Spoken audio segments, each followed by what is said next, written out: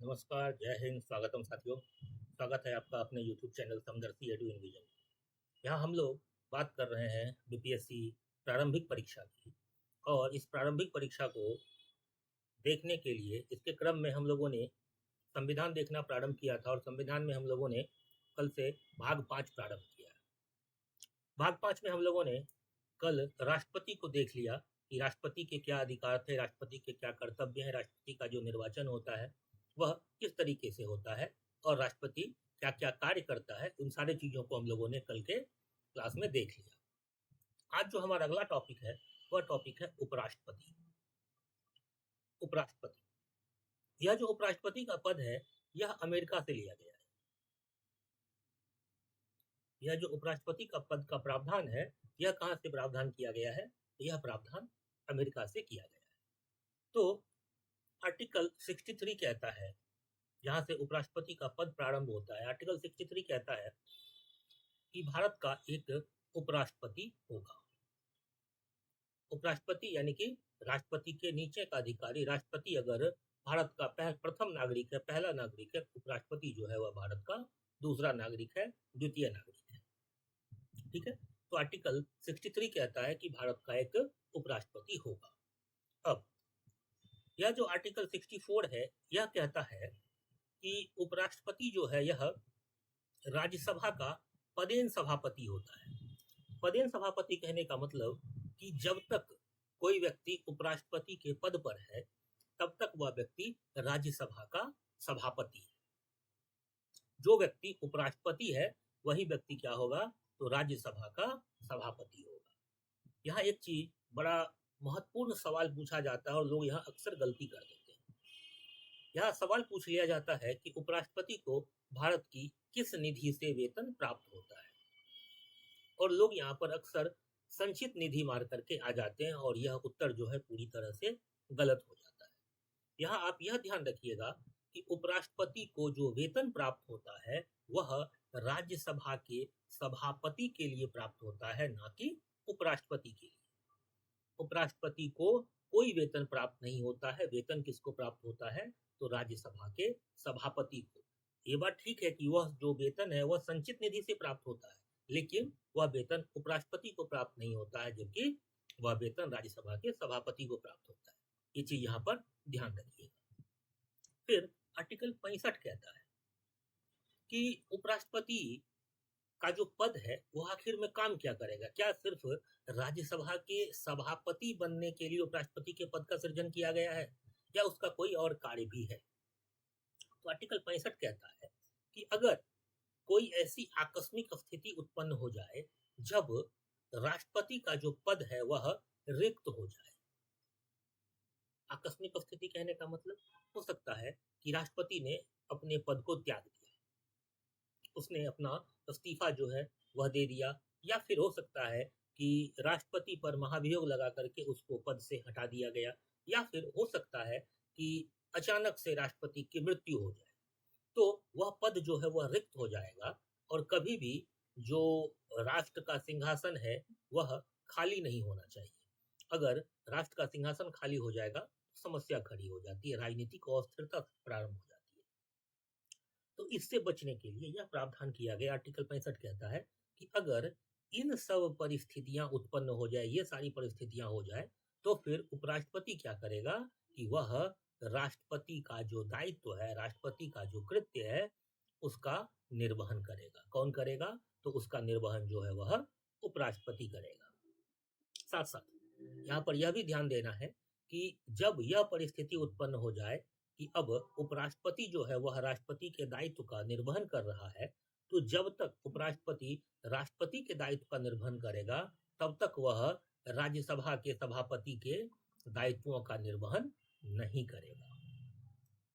ये ध्यान रखना है कि जब तक कोई आकस्मिक स्थिति उत्पन्न हो गई और उपराष्ट्रपति राष्ट्रपति के दायित्व का निर्वहन कर रहा है, तो तब तक वह जो राज्यसभा के सभापति का दायित्व है वह उसका निर्वहन नहीं करेगा। यहां तक मामला क्लियर हो गया। अब देखिए, अब आर्टिकल 66 कहता है कि उपराष्ट्रपति का जो निर्वाचन होगा वह किस तरह से होगा। तो उपराष्ट्रपति का जो निर्वाचन होता है उसके निर्वाचक मंडल में संसद के दोनों सदनों के सदस्य आते हैं। यहाँ देखिए कि राष्ट्रपति के निर्वाचन में क्या हो रहा था कि संसद के दोनों सदनों के जितने भी निर्वाचित सदस्य थे सिर्फ वही उसके निर्वाचक मंडल में थे, और राज्य विधानसभा के जितने निर्वाचित सदस्य थे वह उसके निर्वाचक मंडल में थे। लेकिन उपराष्ट्रपति में क्या कहानी है कि सिर्फ संसद के जितने सदस्य यानी कि लोकसभा और राज्यसभा के जितने भी सदस्य हैं, चाहे वह निर्वाचित हो या फिर मनोनीत हो, वो सारे के सारे उपराष्ट्रपति के निर्वाचक मंडल में शामिल होते हैं। मूल संविधान में यह व्यवस्था थी कि दोनों सदनों का संयुक्त बैठक करवा करके और फिर उपराष्ट्रपति का निर्वाचन होता था। लेकिन 11वां संविधान संशोधन 1961 के द्वारा जो है इस प्रावधान को समाप्त कर दिया गया। 11वां संविधान संशोधन 1961 के द्वारा यह प्रावधान समाप्त हो गया। अब देखिए उपराष्ट्रपति का जो चुनाव होता है, जैसे राष्ट्रपति के चुनाव आपने देखा था किस तरह से होता था, एकल संक्रमणीय मत, एकल संक्रमणीय मत और फिर अनुपातिक प्रणाली और फिर गुप्त मतदान। गुप्त मतदान तो दोनों का जो निर्वाचन है वह बिल्कुल इसी तरीके से होता है। उपराष्ट्रपति का भी निर्वाचन इसी पद्धति पर होता है और राष्ट्रपति का भी निर्वाचन इसी पद्धति पर होता है। यहाँ पर एक सवाल आपसे किया जा सकता है कि उपराष्ट्रपति, राष्ट्रपति और फिर राज्यसभा के सदस्य, इनका निर्वाचन किस आधार पर होता है? एकल संक्रमणीय मत, अनुपातिक प्रणाली, गुप्त मतदान के आधार पर, एकल संक्रमणीय मत, अनुपातिक प्रणाली के आधार पर, इस तरह का सवाल आपसे किया जा सकता है। यहाँ ध्यान रखिएगा कि राष्ट्रपति और उपराष्ट्रपति का जो निर्वाचन होता है वह एकल संक्रमणीय मत, अनुपातिक प्रणाली और गुप्त मतदान के आधार पर होता है, जबकि राज्यसभा के सदस्यों का जो निर्वाचन होता है उसके लिए कहीं भी गुप्त मतदान की चर्चा संविधान में नहीं की गई है। वहां पर क्या कंडीशन है, तो एकल संक्रमणीय मत और अनुपातिक प्रणाली, ये दो चीज है। तो इन तीनों का जो निर्वाचन होता है तो एकल संक्रमणीय मत और अनुपातिक प्रणाली तो तीनों में है, लेकिन राष्ट्रपति और उपराष्ट्रपति में गुप्त मतदान का प्रावधान है, जबकि राज्यसभा सदस्य में गुप्त मतदान का प्रावधान नहीं है। बस यही एक अंतर है, इस अंतर को आप लोग ध्यान में रखिएगा। अब जब उपराष्ट्रपति का निर्वाचन होगा तो उसकी कुछ योग्यताएं भी होगी। हर व्यक्ति तो उपराष्ट्रपति पद के लिए निर्वाचित नहीं हो सकता है। तो योग्यता क्या क्या है? पहला योग्यता है कि वह भारत का नागरिक हो। पहला तो सब में योग्यता यही है कि वह भारत का नागरिक हो। अब देखिए यहां से भी एक बार सवाल पूछ दिया है। सवाल ये पूछ दिया कि उपराष्ट्रपति के लिए कौन निर्वाचित हो सकता है? वह भारत का मूल रूप से नागरिक हो, वह भारत का नागरिक हो। तो यहाँ यह ध्यान रखना है कि संविधान ऐसा नहीं कहता है कि वह भारत का मूल रूप से नागरिक हो। वह सिर्फ भारत का नागरिक होना चाहिए। नागरिकता उसने कैसे भी ग्रहण की हो इस बात से फर्क नहीं पड़ता है। जैसे अमेरिका में क्या है कि जो जन्म से अमेरिका का नागरिक है वही अमेरिका का राष्ट्रपति हो सकता है, लेकिन भारत में ऐसी कहानी नहीं है। भारत में बस इतनी सी चीज है कि वह भारत का नागरिक होना चाहिए। जो व्यक्ति भारत का नागरिक है वह उपराष्ट्रपति या फिर राष्ट्रपति पद के लिए योग्य है। क्लियर है? दूसरी जो इसकी योग्यता है वह है कि आयु जो है वह 35 वर्ष पूरी होनी चाहिए, यानी कि उसने 35 वर्ष की आयु पूरी कर ली हो, उससे कम का व्यक्ति इस पद के लिए योग्य नहीं है। ठीक है। तीसरी जो योग्यता है वह यह है कि राज्यसभा सदस्य चुने जाने राज्यसभा सदस्य चुने जाने की योग्यता रखता हो। चूंकि इसको करना क्या है, इसका जो बेसिक काम है वह राज्यसभा का सभापतित्व करना है, तो इसीलिए राष्ट्रपति में आपने देखा कि वह लोकसभा सदस्य चुने जाने योग्य हो, और इसमें क्या है उपराष्ट्रपति में कि वह राज्यसभा सदस्य चुने जाने योग्य हो। अगला जो चौथा है वह है कि लाभ के पद पर न हो। लाभ के पद पर न हो। तो लाभ का पद तो आपको पता ही है कि जितने भी मंत्री होते हैं, राज्यपाल होते हैं, राष्ट्रपति होते हैं, उपराष्ट्रपति होते हैं, ये सारी चीजें जो है वह लाभ के पद पर नहीं आती है। इसके इतर जितने भी पद हैं वह लाभ के पद पर आते हैं। यानी कि अगर कोई व्यक्ति उपराष्ट्रपति है और उसको दोबारा से उपराष्ट्रपति बनना है तो वह अपने पद से इस्तीफा नहीं देगा, वह सीधा सीधा निर्वाचन लड़ सकता है, चुनाव लड़ सकता है। अगर कोई व्यक्ति मंत्री है और उसको उपराष्ट्रपति बनना है तो वह सीधे सीधे अपने पद पे रहते हुए चुनाव लड़ सकता है, और जिस दिन उसकी जीत हो गई तो उसी दिन से वह जो है इस पर अपने पिछले पद से मुक्त समझा जाए। यहां तक चीजें क्लियर हो गई। तो क्या हुआ कि योग्यता हम लोगों ने देख लिया, और फिर राष्ट्रपति का जो निर्वाचन होता है, उपराष्ट्रपति का जो निर्वाचन होता है वह किस तरह से होता है ये भी हम लोगों ने देख लिया। ठीक है, अब देखिए उपराष्ट्रपति जब पद पर निर्वाचित हो गए, अब क्या होता है कि कभी कभी जैसे हम लोगों ने क्या देखा कि राष्ट्रपति को जो है वह महाभियोग लगा करके हटाया जाता है, और वह महाभियोग जो है संसद के किसी भी हाउस में लाया जा सकता है। लेकिन उपराष्ट्रपति के साथ ऐसी कहानी नहीं है। इस पर अगर महाभियोग लगाना हो तो वह सिर्फ और सिर्फ राज्यसभा में लाया जा सकता है। इसको हम लोग अगले आर्टिकल में देखते हैं। अगला आर्टिकल है 67। यह किसकी चर्चा करता है? तो यह चर्चा करता है उपराष्ट्रपति के पदावधि की, यानी कि उपराष्ट्रपति का कार्यकाल क्या होगा, इसकी चर्चा कौन करता है? तो आर्टिकल 67 इसमें कहता है कि उपराष्ट्रपति जो है वह अपने निर्वाचन से 5 वर्ष तक जो है वह अपने पद पर बना रहेगा। लेकिन वह चाहे तो अपना जो त्यागपत्र है, अपना जो इस्तीफा है, वह राष्ट्रपति को दे करके अपने पद से मुक्त हो सकता है, पहला कंडीशन। दूसरा कंडीशन हो सकता है कि राज्यसभा चाहे तो इसको पद से हटा सकती है, और उपराष्ट्रपति को पद से हटाने के लिए किसी भी तरह के महाभियोग जैसे टर्म की चर्चा नहीं है, या संविधान के अतिक्रमण जैसी चीजों की चर्चा नहीं है। बस इतनी सी बात है कि उपराष्ट्रपति को 14 दिन पूर्व इसकी सूचना दे देनी होती है, और 14 दिन पूर्व इसकी सूचना दे देनी होती है उपराष्ट्रपति को, और राज्यसभा जो है वह अपने साधारण बहुमत से यह पारित कर दे तो फिर वह चला जाता है लोकसभा के पास, और लोकसभा उस पर अपनी मंजूरी दे दे तो उसी समय से उपराष्ट्रपति जो है वह अपने पद से मुक्त समझा जाता है। अब फिर से उपराष्ट्रपति का नया निर्वाचन होगा। क्लियर है? तो इसको पद से हटाने के लिए किसी महाभियोग या किसी बड़े तामझाम की आवश्यकता नहीं है। लेकिन हाँ, ये ध्यान रखिएगा कि राष्ट्रपति को पद से हटाने के लिए किसी भी हाउस में महाभियोग लाया जा सकता है, लेकिन उपराष्ट्रपति को पद से हटाने की जो प्रक्रिया प्रारंभ होगी वह सिर्फ और सिर्फ राज्यसभा से शुरू होगी, चूंकि उपराष्ट्रपति जो है वह राज्यसभा का सभापति होता है।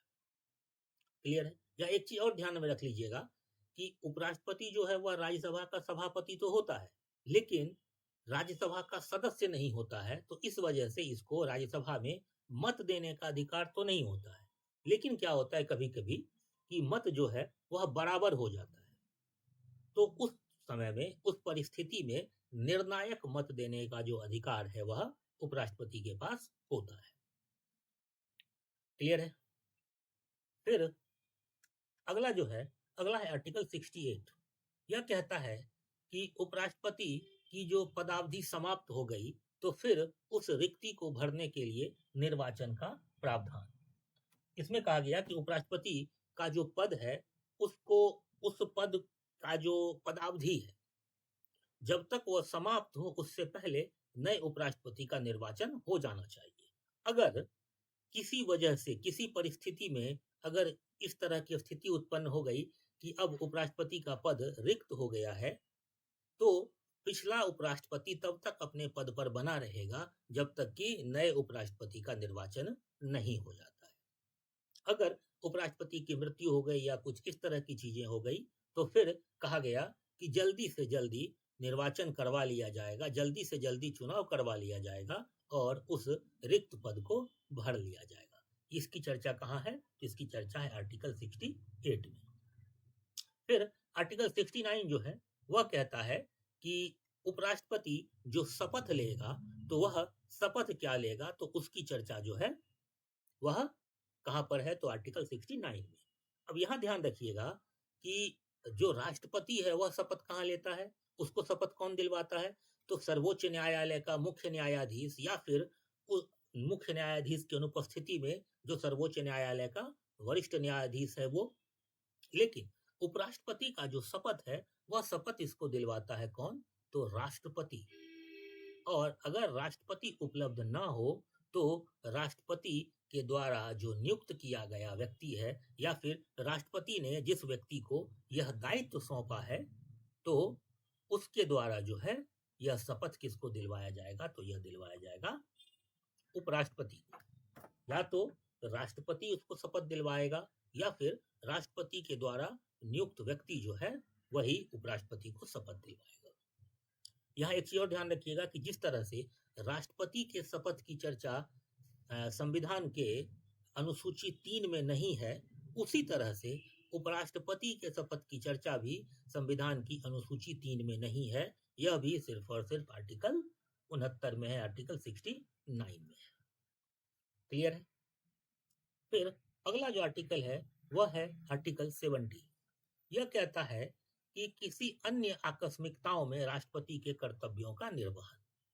अगर राष्ट्रपति के पद खाली होने के अलावा कुछ कोई और जो आकस्मिक घटना घट गई, कुछ भी हो सकता है, मान लेते हैं राष्ट्रपति देश के बाहर है और अचानक से राष्ट्र में कुछ ऐसी घटना घट गई जिसके लिए राष्ट्रपति को निर्णय लेना पड़े, तो उस तरह के आकस्मिकता के कंडीशन में राष्ट्रपति के दायित्व और राष्ट्रपति के कर्तव्यों का जो निर्वहन है वह कौन करेगा? तो वह उपराष्ट्रपति करेगा। और इसकी चर्चा कहाँ है?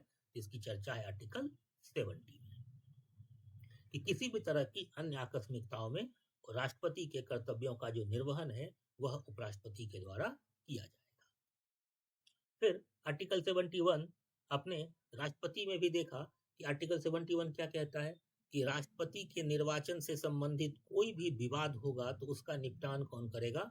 तो उसका निपटान जो है वह सर्वोच्च न्यायालय करेगा। तो ठीक उसी तरह से आर्टिकल 71 कहता है कि उपराष्ट्रपति के निर्वाचन से संबंधित जो भी विवाद होगा उसका निपटान कौन करेगा? तो सर्वोच्च न्यायालय करेगा। एक बार इस तरह का मामला आ चुका है जब राज्यसभा में कुछ सीटें खाली थी, यानी कि कुछ सदस्यों का निर्वाचन नहीं हुआ था और उपराष्ट्रपति का निर्वाचन हो गया।